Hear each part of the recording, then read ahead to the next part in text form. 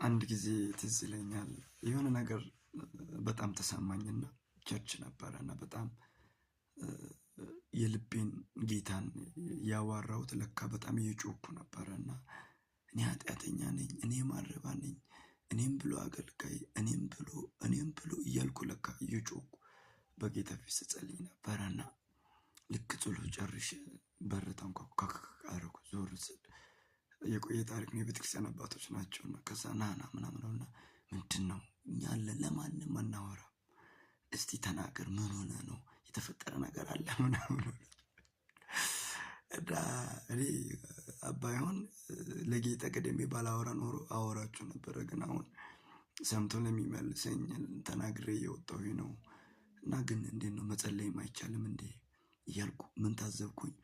ብዙውን ጊዜ የልባችንን ለጌታ ባናወራ ኖሮ ስንት ነገር ስንት ስያሜ ይሰጠን ነበርና